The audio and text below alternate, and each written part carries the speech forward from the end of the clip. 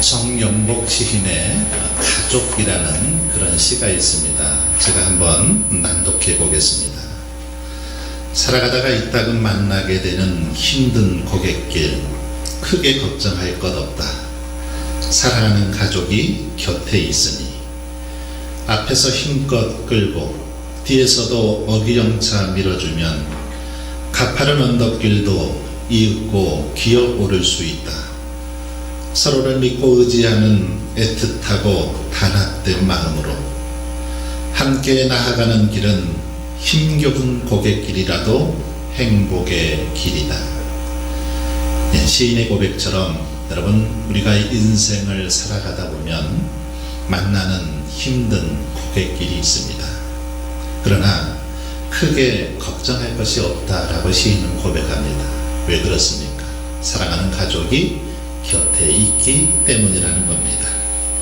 앞에서 끌어주고 뒤에서 밀어주는 가족들이 있기 때문에 가파른 언덕길도 기어오를 수 있고 서로를 믿고 의지하는 애틋하고 단합된 마음이 있기 때문에 힘겨운 고갯길이라도 그렇게 행복하게 걸을 수 있다라는 고백입니다.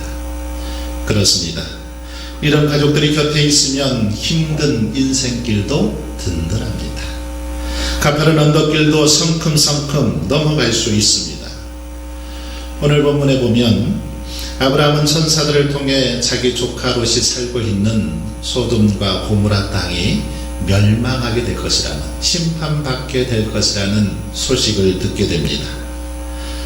아브라함은 천사의 경고를 듣고 조카 롯이 살고 있었던 소돔과 고모라 성을 위해서 하나님 앞에 간절히 기도하기 시작합니다.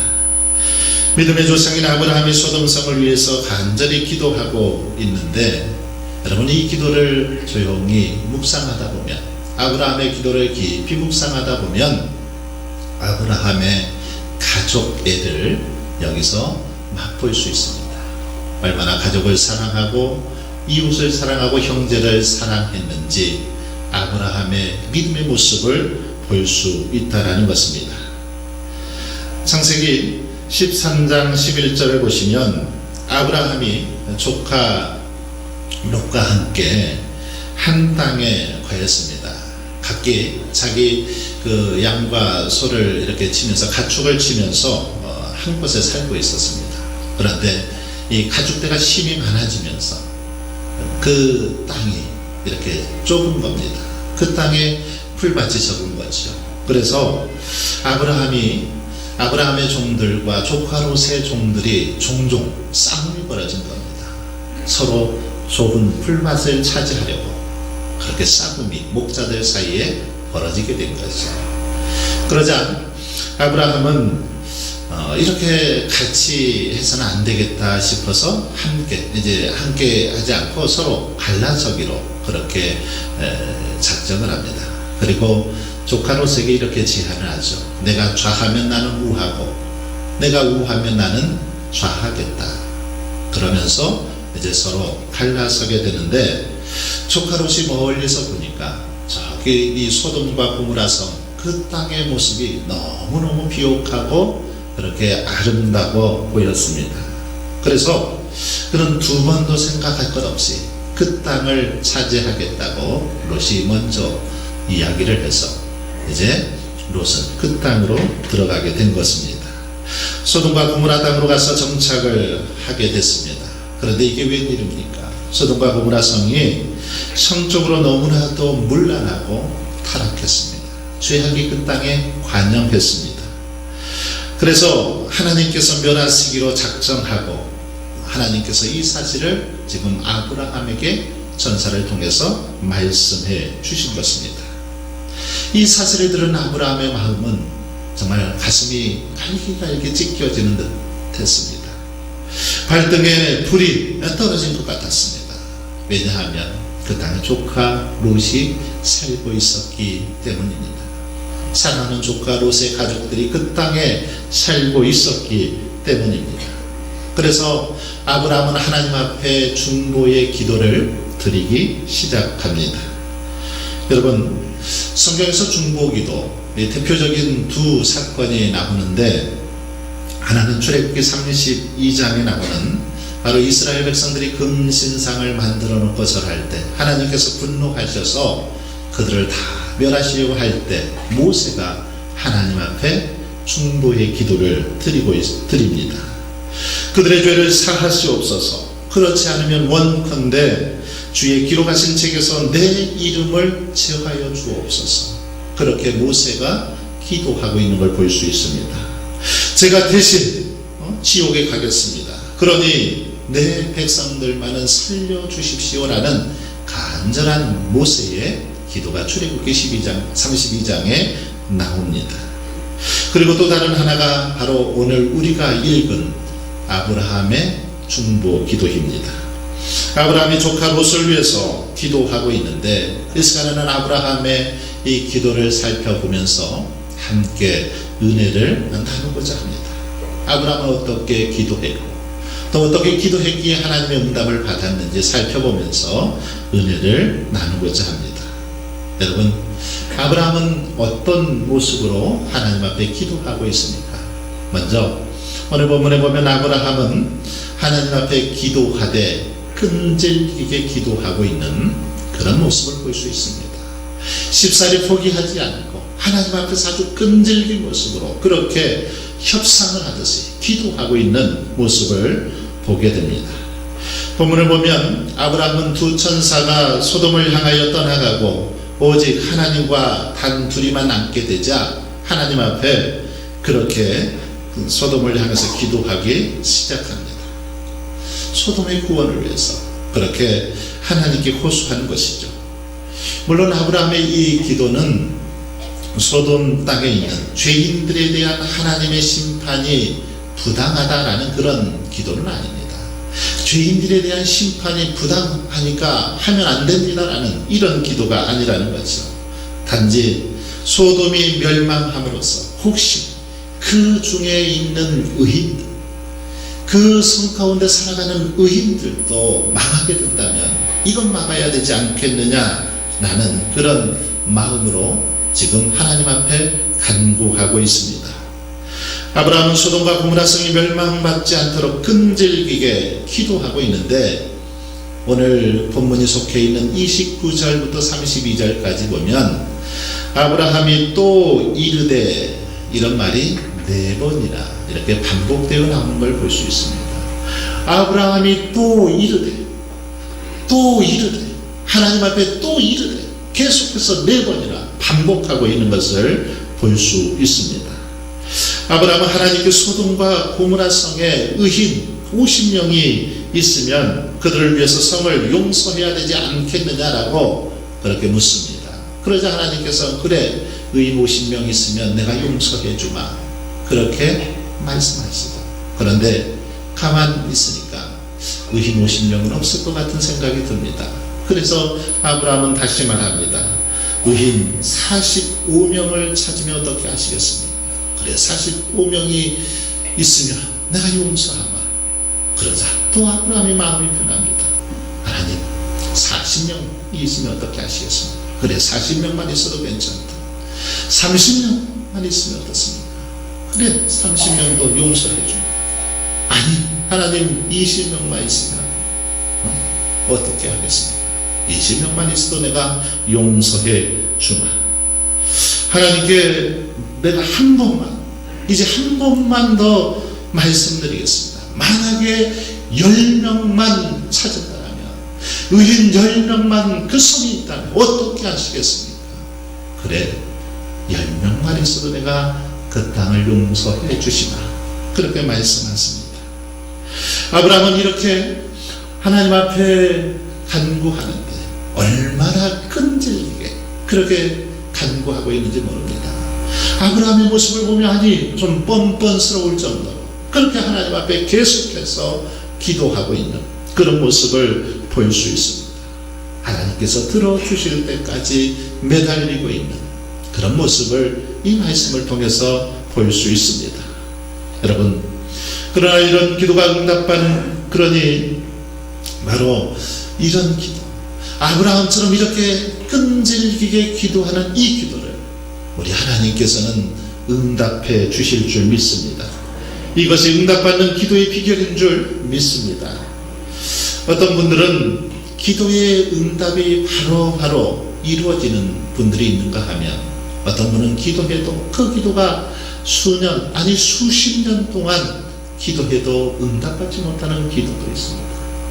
아니 어떤 분들은 죽을 때까지 그 기도를 응답받지 못하는 경우들도 있습니다. 그러기에 여러분, 우리는 때로는 낙심하고 포기하지만, 그러나 하나님께 드려지는 기도는 죽은 후에라도 응답이 되더라는 것입니다. 그러므로 우리가 분명히 알아야 될 것은 한두 번 기도한 다음에 포기해서는 안 된다는 것입니다. 아브라함처럼 기도하되 끈질기게 응답되어질 때까지 간구하는 그런 기도의 모습이 있어야 된다는 것입니다. 그래서 우리는 기도할 때 때로는 기도 제목을 기도 수첩에 적어가면서 기도하는 것도 좋은 방법입니다. 하나님께서 아직 안 들어주신 것은 가위표, 들어주신 것은 동그라미, 또 응답 중에 있는 것, 이것은 세모표, 이것을 하면서 기도 수첩에다가 기도 제목을 적어놓고 응답 되어질 때까지 계속해서 기도하는 것, 이건 끈질긴 기도를 할 수 있는 좋은 방법이라는 것입니다. 신들러 리스트라는 영화를 보시면 주인공 신들러가 히틀러에 의해서 죽음을 기다리고 있는 유대인들 1100명을 수천 명단에 빼곡하게 적어 놓습니다. 그리고 적은 수첩을 가슴에 품고 가지고 다니면서 그들을 구원하기 위해서, 그들을 구출하기 위해서 끈질기게 그렇게 노력하는 모습을 볼 수 있습니다. 그리고 결국 그 사람들 모두를 그렇게 구원해내는 것을, 살려내는 것을 볼 수 있습니다. 여러분, 우리에게도 이런 기도의 리스트, 기도하되 그렇게 이름을 적어놓고 기도의 제목을 적어놓고 끝까지 포기하지 않고 기도하는 모습이 필요하다는 것입니다. 아브라함처럼 하나님 앞에 기도하되 그런 모습으로 기도하며 나아갈 때 우리 하나님께서 우리의 기도를 응답해 주실 줄 믿습니다. 아브라함은 멸망 직전에 있는 조카 롯을 구원하기 위해서 하나님 앞에 기도하되 아주 끈질기게 기도했습니다. 그 결과 비록 소돔과 고모라 성은 멸망했지만 그 속에 살고 있었던 조카 롯과 두 딸은 구원받게 된 것을 볼 수 있습니다. 그러므로 여러분, 우리가 응답받는 기도를 하기 위해서는 아브라함처럼 이렇게 기도해야 된다는 것입니다. 쉽게 포기해버리거나 좌절하지 않고 끝까지 하나님 앞에 기도해야 된다는 것입니다. 한번 보십시오. 소돔은 비록 의인 10명이 없어서 멸망했지만 하나님은 아브라함의 기도를 들으시고 롯과 그의 가족들을 구원하시지 않았습니까? 그렇습니다. 하나님은 우리가 끈기와 인내로 간절하게 기도할 때 반드시 우리의 기도에 응답해 주시는 하나님이라는 겁니다. 여러분, 우리 하나님이 어떤 분이십니까? 우리 하나님은 우리 믿는 자들의 아버지이십니다. 아버지. 우리가 날마다 기도할 때 하나님 아버지, 아버지 하나님 그렇게 고백하고 있지 않습니까? 그렇다면 우리의 아버지 되시는 하나님께서 사랑하는 성도들, 하나님의 자녀들을 그냥 내버려 두시겠습니까? 사랑하는 자녀들을 보고만 계시겠습니까? 우리가 기도할 때 응답해 주시는 분이라는 것입니다. 세상에 자기 자녀의 간절한 요청을 거절하는 부모 없을 것입니다. 자녀들이 애타게 그렇게 부모에게 요구하면 부모는 없어도 만들어서라도 그것을 주시는 게 바로 부모님들 아닙니까? 하물며 자비로우시고 은혜로우신 하나님께서 우리들이 끈기와 인내로 간절히 기도할 때 응답하지 않을 리 없다는 것입니다. 간절히 기도할 때 하나님께서는 우리 모두의 기도에 귀 기울여 주신다는 것입니다. 여러분, 하나님은 비록 우리의 인내와 믿음을 시험하기 위해서 때로는 응답을 지연시키는 경우도 있습니다. 그러나 끈기 있게 우리가 구하고 포기하지 않고 구한다면 반드시 응답해 주실 줄 믿습니다. 주님께서도 불의한 재판관과 과부의 비유를 통해서 이 사실을 우리에게 가르쳐 주셨습니다. 사랑하는 성도 여러분, 그러기에 지금 우리 안에 어떤 문제가 있든지 그 문제를 가지고 하나님 앞에 아브라함처럼 기도할 수 있기를 바랍니다. 기도하되 끈질기게 포기하지 않고 기도할 수 있길 바랍니다. 그럴 때 우리의 기도를 들어주시는 하나님께서 여러분의 기도를 반드시 들어주실 줄 믿습니다. 두 번째로 아브라함은 하나님 앞에 기도하되 아주 겸손한 자세로 그렇게 기도했음을 볼 수 있습니다. 아브라함은 하나님 앞에서 철저하게 자신을 낮춥니다. 철저하게 자신을 낮추면서 아주 겸손한 모습으로 기도했다는 것입니다. 27절 말씀을 보면 아브라함이 대답하여 이르되 나는 티끌이오나 재와 같사오니 감히 죽게 아뢰나이다. 나는 티끌이나 재와 같사오니 나는 먼지만도 못한 그런 존재입니다. 그렇게 지금 하나님 앞에 고백하고 있습니다. 이 말은 좀 더 정확하게 표현하면 아브라함은 지금 자신을 낮추고 있는 것이 아니라 자신의 존재를 정확하게 인식하고 있다는 것입니다. 자신이 얼마나 무지하고 어리석고 하찮은 존재인지, 정말 티끌 같은 그런 존재인지를 분명하게 인식했다는 것입니다. 이것을 신학용어로 자기 존재의 발견이라고 말합니다. 아브라함은 하나님 앞에서 자기 존재가 어떤 존재인지를 발견했다는 것입니다. 여러분, 우리는 어떤 존재입니까? 정말 아브라함의 고백처럼 하나님 앞에서 티끌과 같은 존재, 먼지와 같은 존재입니다. 이런 사실을 발견하고 인정할 때 우리는 하나님 앞에 겸손히 솔직하게 기도하지 않을 수 없는 것입니다. 바로 하나님 앞에 이런 자세로 겸손히 하나님 앞에 기도할 때 하나님께서는 우리의 기도를 들어주시더라는 것입니다. 하나님이여 나를 불쌍히 여기소서. 나는 죄인이로소이다.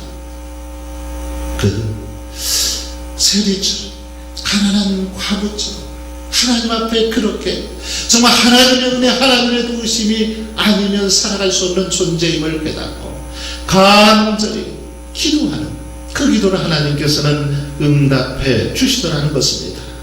그러므로 저와 여러분이 하나님 앞에 기도할 때 겸손함으로 기도할 수 있기를 바랍니다. 그런데 여러분, 아담이 타락한 이후 모든 인간은 죄성을 가지고 태어나기 때문에 다른 사람들 앞에서 자기 자신을 낮추지를 못합니다. 자기 자신을 어떻게든지 드러내고 싶어하는 걸 볼 수 있습니다. 뿐만 아니라 하나님 앞에서까지 자신의 공로를 인정받길 원합니다. 그러나 하나님 앞에서 인간의 공로와 이것은 아무런 가치가 없습니다. 그렇기 때문에 그것을 내세우며 기도하는 사람의 기도 결코 응답받을 수 없다라는 것입니다. 아브라함처럼 정말 하나님 앞에서 겸손하게 무릎 꿇고 기도해야만 그 기도가 응답되어지더라는 것입니다. 이렇게 아브라함은 겸손히 기도했는데 여러분, 그런 겸손이란 무엇입니까? 겸손, 이것은 한마디로 말하면 자기 자신의 분수를 깨닫는 것입니다. 내가 어떤 사람인지, 어떤 존재인지를 아는 것, 이것이 바로 겸손이라는 것입니다. 하나님은 창조주이시고 하나님은 위대하시고 능력이 많으신 분이시지만 나는 그 하나님의 피조물이고 하나님의 은혜, 하나님의 도우심이 아니면 살아갈 수 없는 존재다라는 사실을 깨닫는 것, 인정하는 것, 이것이 바로 겸손이라는 것입니다. 여러분, 하나님께서 우리를 창조하신 목적, 바로 우리를 통하여 찬송과 영광을 받으시기 위함입니다. 이사야 43장 7절에 보시면 내 이름으로 불려지는 모든 자 곧 내가 내 영광을 위하여 창조한 자를 오게 하라. 그를 내가 지었고 그를 내가 만들었느니라. 그렇게 말씀하고 있습니다. 그리고 이사야 43장 21절에서는 이 백성은 내가 나를 위하여 지었나니 나를 찬송하게 하려 하시니라. 우리는 하나님의 피조물로서 하나님을 찬송하기 위해서 이 땅에 존재한다는 것입니다. 그렇습니다. 우리들은 하나님의 영광을 위하여 지음받은 자들이고 하나님만이 찬송과 영광을 받으실 분입니다. 그러므로 저와 여러분, 아브라함과 같이 우리의 위치를 바로 깨닫고 우리 분수를 알고 더 겸손한 모습으로 하나님의 은혜를 구하며 나아갈 수 있기를 바랍니다. 마지막으로 아브라함은 사랑의 마음으로, 선한 마음으로 하나님 앞에 기도했습니다. 지금 아브라함의 간구를 보시면 자기를 위해서 그렇게 열심히 기도하는 것입니까? 그렇지 않습니다. 자기를 위해서 기도한 게 아닙니다. 일면식도 없는 의인들을 위해서 기도하고 있습니다. 물론 조카롯이 그 땅 가운데 살고 있었지만 조카롯을 위해서 기도하지 않았고 알지 못하는 의인들을 위해서 기도하고 있다라는 겁니다. 그런데 아브라함이 이렇게 기도할 수 있었던 이유 무엇일까요? 그에게 바로 하나님께서 부어주신 사랑의 마음이 있었기 때문입니다. 선한 마음이 그 속에 있었기 때문에 일면식도 없지만 그들을 위해서 그렇게 기도하고 있다라는 것입니다. 여러분, 우리가 나라와 민족을 위해서 어그러진 이 세상을 위해서 기도해야 되는 이유 바로 여기에 있습니다. 이 나라 이 민족을 위해서 우리도 아브라함처럼 기도해야 된다는 것입니다. 여러분, 구하여도 받지 못함은 정욕으로 쓰려고 잘못 구하기 때문이다 라고 야고보 선지자는, 그렇게 야고보 사도는 우리에게 말씀하고 있습니다. 정욕으로 구하기 때문에 응답받지 못한다는 겁니다. 사랑과 선이 기반이 되지 않는 기도, 결국 우리의 정욕일 가능성이 큽니다. 이런 기도 응답받을 수 없다는 겁니다. 하지만 아브라함은 그 땅의 백성들, 특별히 무고하게 죽어가는 의인들을 위해서 그렇게 하나님 앞에 기도했습니다. 의인들을 생각하는 그 사랑으로, 선한 마음으로 기도했다는 것입니다. 그런 마음을 보신 하나님께서는 아브라함의 기도를 들어주셨던 것입니다. 여러분, 왜 이런 마음으로 기도하는 것이 중요할까요? 아무런 대가 없이 누군가를 위해서 버려진 세상을 위해서 기도하는 것, 왜 중요합니까? 그것은 이런 기도가 악한 세상에서 보여줄 수 있는 아버지의 사랑의 마음이기 때문입니다. 이 땅에서 우리가 보여줄 수 있는 하나님의 사랑이기 때문이라는 겁니다. 바로 예수님께서 보여주신 마음이고, 그런 마음 덕분에 우리가 오늘 이 자리에 앉아있는 거 아니겠습니까?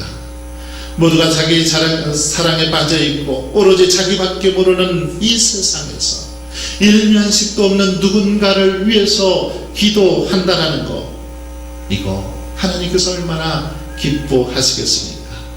여러분, 결국 아브라함의 이런 간절한 기도로 누가 구원을 받았습니까? 조카 롯이 구원을 받았습니다. 성경은 그가 구원받은 이유를 이렇게 말하고 있습니다. 19장 29절을 보시면 하나님이 그 지역의 성을 멸하실 때, 곧 롯이 거주하는 성을 엎으실 때에 하나님이 아브라함을 생각하사 롯을 그 엎으시는 중에서 내보내셨더라. 조카 롯이 구원받은 이후 하나님이 아브라함을 생각했기 때문이라는 겁니다. 여기 생각했다, 생각하사라는 이 말은 기억해내다, 상기시키다, 이런 의미를 가지고 있습니다. 즉 무슨 말이냐면, 롯이 원래 구원 대상이었다기보다는 구원 대상이 아니었는데 아브라함을 생각했기 때문에, 아브라함의 기도를 생각했기 때문에 롯을 구원하셨다, 그런 말씀입니다.